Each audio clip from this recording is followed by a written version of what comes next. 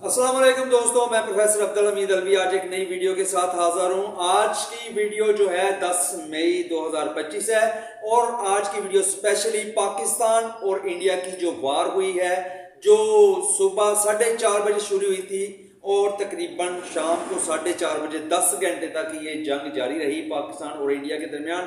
पाकिस्तान ये जंग करने पर क्यों मजबूर हुआ? इसलिए कि रात को इंडिया ने नूर बेस पर हमला कर दिया था और जिसका जवाब देना लाजमी हो गया था और पाकिस्तान ने दंदान शिकन जवाब दिया।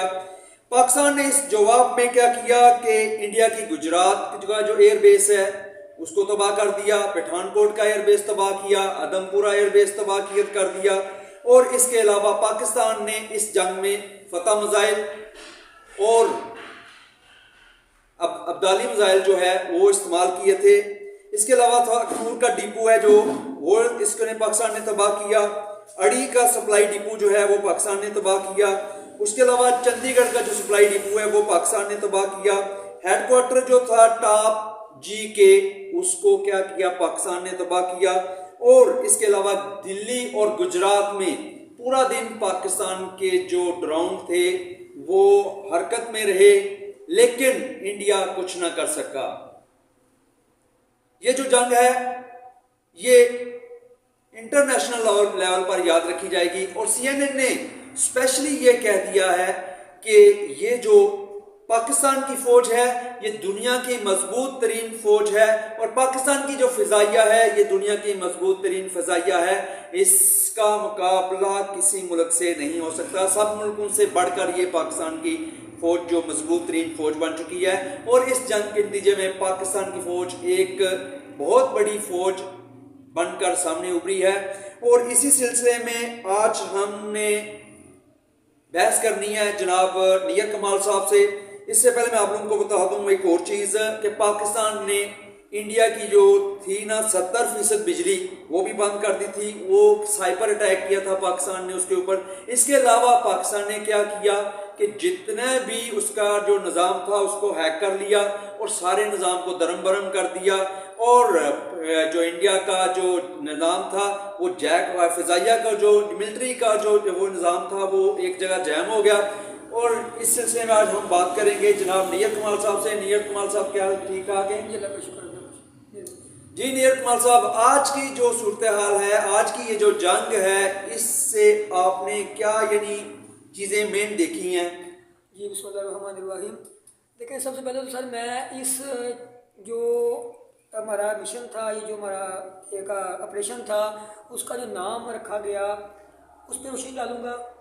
कुछ दिन पहले BLA के ऑपरेशन के दौरान चीफ ऑफ आर्मी स्टाफ साहब ने एक कुरान पाक की आयत तिलावत की थी कि उसमें सूरत तौबा की कि अगर तुम 10 निकलोगे तो तुम 100 पर गालिब होगे और अगर तुम 100 निकलोगे तो तुम 1000 पर गालिब होगे। ये अल्लाह का वादा है।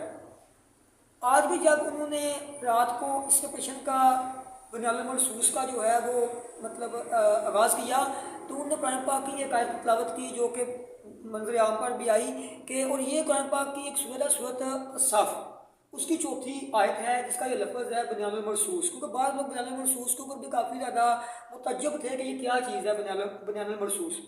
तो अल्लाह कहता है कि अल्लाह युहिब्बुल्लज़ीना युक़ातिलूना फ़ी सबीलिही सफ़्फ़न कअन्नहुम बुनियानुल मरसूस।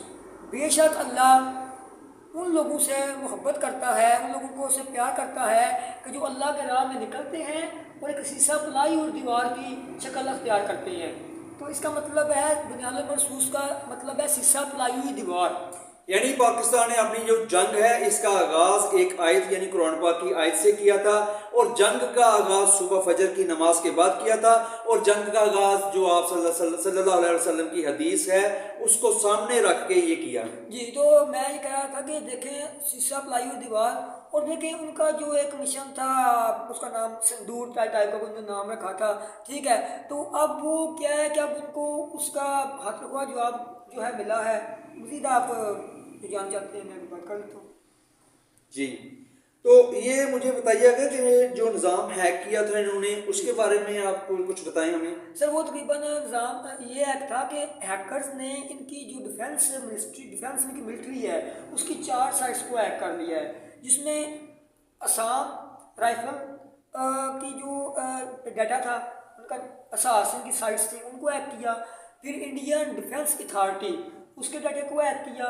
फिर इसके अलावा इन्होंने इनकी जो दिफा का इनका जो डिफेंस सिस्टम है, जो इनकी एयर बेसिस का सिस्टम था, उसको हैक किया। और उसको हैक करके अब भी वो हैकर्स ने, जो पाकिस्तानी हैकर्स हैं, उन्होंने वो डाटा जितना भी है वो डार्क वेब पे डाल दिया हुआ है। उस पर जो चाहता है उनको उसको परचेज करना वो वहाँ से कर सकता है। तो लिहाजा इसलिए मतलब ये है कि हैकर्स ने उनकी जो है, उनके जो असास साइटें थी, उनको सारे को हैक कर लिया हुआ है जी। अदमपुरा मिसाइल के, अदमपुरा जो एयर बेस जो है तबाह किया था, इस सिलसिले में आप कुछ। सर देखिए, कुछ दिन मैंने पहले कहा था कि इंडिया जो है वो अब देखें, इन्होंने पहले मिसाइल फायर किए, रफील त्यारे जो है वो कम से कम तकरीबन उनको 3 या 4 या 6 त्यारे उनके तबाह हुए, तो उनको गालबन 100 खरब उनकी इंडियन करेंसी का जो है वो लॉस हुआ, $1 के लगभग। तो देखें कि इन्होंने ये सोचा कि वहाँ पे अगर एक हमारा त्यारा जो है वो इतना नुकसान होता है कि वो हम ड्रोन वार करें, ठीक है, क्योंकि ड्रोन सस्ते होते हैं बिनस्बत उस त्यारे के, फिर उसमें पायलट भी कोई नहीं होता, पायलट के बगैर वो चलता है, तो लिहाजा उन्होंने वो। और दूसरा देखें, मैंने यहाँ पे बात कर दूँ कि पाकिस्तान की देखें पॉलिसी के, पाकिस्तान हमारे चीफ ऑफ आर्मी स्टाफ साहब ने, क्योंकि वो हाफिज़ कुरान भी हैं, तो उन्होंने एक बिल्कुल जहाद टाइप ये इसको मिशन को लिया, इस वार को लिया। जहाद टाइप किस तरह लिया कि हमारे इस्लाम में है कि जब जहाद के लिए निकलते हैं तो जो सिविलियंस होते उनको मुकम्मल तहफ़्फ़ुज़ हासिल होता, औरतों को बच्चों को कुछ ना कहा जाता। उन्होंने जो हमारे अटैक किए, इंडिया ने अटैक किए हमारी मसाजिद पर, पहला अटैक शुरू उन्होंने सिविलियंस पर किया, हमारी मसाजिद पर, हमारे मुदर्रिसों पर, हमारे मासूम बच्चों को शहीद किया, हमारी औरतों को शहीद किया। लेकिन हमारी आर्मी ने उनके किसी भी सिविलियन को अटैक नहीं किया। हमारी आर्मी ने सिर्फ और सिर्फ उनकी फौजी तनसीबात को अटैक किया। उनके जो एयर बेसिस थे, 4 एयर बेसिस जो हैं, उनको गुजरात एयर बेस है, या उड़ी एयर बेस है, या उसके बाद पठानकोट एयर बेस है, उनको उन्होंने मुकम्मल रूप से डिस्ट्रॉय किया। और तकरीबन 70 से 80 चौकियाँ जो थी, चेक पोस्ट जो थी बॉर्डर के इर्द गिर्द, उनको भी डिस्ट्रॉय कर दिया गया। तो लिहाजा तो इंडिया जो है बेचारा भीख मांगने पे जो है वो मजबूर हो गया है। तो इसके अलावा मैं आदमपुरा जो है एयरबेस, इस सिलसिले में एक और बात मैं आपको बता दूं कि वहाँ S-400 जो सिस्टम था, नस्ब था, तकरीबन उसकी जो लागत थी, तकरीबन जो कॉस्ट थी उसकी $1.4 बिलियन थी, ठीक है। इट्स मीन कि इस जंग में इंडिया को खरबों का नुकसान हो गया है, ठीक है। एक एयरबेस की देखें कि $1.4 बिलियन का नुकसान हो रहा है, तो तकरीबन पोस्टें भी काफ़ी तबाह हुई हैं, ठीक है। तो इसको मिला के समझिए, आप समझेंगे खरबों का ही नुकसान हो चुका है इंडिया का, ठीक है जी। तो इस वक्त आप इंडिया की इकानमी को कहाँ देखते हैं? सर देखें, इंडिया की इकानमी जो है वो तो एक अलग इशू हो गया। असल में इंडिया की खुद अपनी अवाम इंडिया का बहुत हलाक हो चुकी है। अब अवाम का मोदी सरकार पे इतना प्रेशर है कि भाई तुमने हमारे लिए क्या, मतलब वो साहब बन गया कि आ बैल मुझे मार, ठीक है।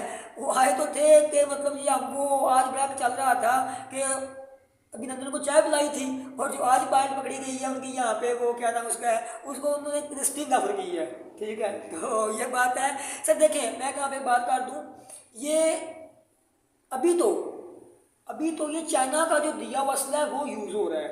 जी जी। अभी तो जो डॉक्टर दिल खान साहब ने असला तैयार किया, अभी तो उसकी बारी नहीं आई है। जिस दिन वो चला ना, उस दिन इंडिया के जो है ना, वो इंडिया को भागने का मौका नहीं मिलेगा। जी, फतह मिसाइल और अब्दाली मिसाइल इस्तेमाल हुए हैं इस जंग में, तो खैर वो भी डॉक्टर अब्दुल कदीर के अभिनंदन को चाय पिलाई थी, और जो आज पॉइंट पकड़ी गई है उनकी यहाँ पे, वो क्या नाम उसका है, उसको उन्होंने स्टिंग ऑफर की है, ठीक है। तो ये बात है। सर देखें, मैं कहाँ पे बात कर दूँ, ये अभी तो ये चाइना का जो दिया हुआ असला है वो यूज़ हो रहा है। जी जी। अभी तो जो डॉक्टर दिल खान साहब ने असला तैयार किया, अभी तो उसकी बारी नहीं आई है। जिस दिन वो चला ना, उस दिन इंडिया के जो है ना, वो इंडिया को भागने का मौका नहीं मिलेगा। जी, फतह मिसाइल और अब्दाली मिसाइल इस्तेमाल हुए हैं इस जंग में, तो खैर वो भी डॉक्टर अब्दुल कदीर के बनाए हुए थे फतह मिसाइल और जो अब्दाली मिसाइल हैं जो इस्तेमाल हुए हैं इस जंग में। अच्छा, तो दूसरा ये है कि उनकी डाटा को भी हैक वगैरह किया गया है, ठीक है। तीसरा ये है कि इस जंगबंदी का भी ऐलान हो चुका है और अब तकरीबन ये जंग ख़त्म हो चुकी है, लेकिन हम अभी भी इंडिया पर यकीन नहीं करते, क्योंकि जब 5 तैयारे इंडिया के गिराए गए थे तब भी इंडिया ने सीज फायर की कोशिश की थी, लेकिन फिर वो अपने वादे से मुकर गया। तो हो सकता है फिर दोबारा वो अपने वादे से मुकर जाए, लेकिन पाकिस्तान की फौज जो है हर वक्त हर किस्म के हालात का मुकाबला करने के लिए तैयार है। पाकिस्तान की फौज ने इंटरनेशनल लेवल पे अपने आप को मनवाया है, तो जो पाकिस्तान की फौज हर किस्म के हालात के लिए तैयार है। इंडिया ये ना सोचे कि अब ये जो हमने सीज फायर करवा लिया है इसके बाद हम कुछ सोच सकते हैं, और आई थिंक इंडिया अब इसके बारे में 15-20 साल सोचेगा भी नहीं, क्योंकि जितना इंडिया का नुकसान हो चुका है, पहले वो 5 तैयारे तबाह हुए थे, अब 26 जो ठिकाने हैं उनके तबाह किए हैं, तो खासा नुकसान हो चुका है। इंडिया इसके बारे में सोचेगा भी नहीं। इंडिया ने अमेरिका के आगे घुटने टेक दिए, उसने कहा कि हमारी पाकिस्तान से जंग बंद करवाई जाए, हमारी तौबा, हम आज के बाद पाकिस्तान को छेड़ेंगे नहीं। तो ये थी जनाब आज की वीडियो, मैं था जनाब, अब मेरे साथ नैयर कमाल साहब थे। फिर दोबारा एक नई वीडियो के साथ हाजिर होंगे, तब तक दुआओं में याद रखिएगा। अल्लाह हाफिज, और ये एक चैनल से सब्सक्राइब जरूर कर दीजिएगा। पाकिस्तान जिंदाबाद।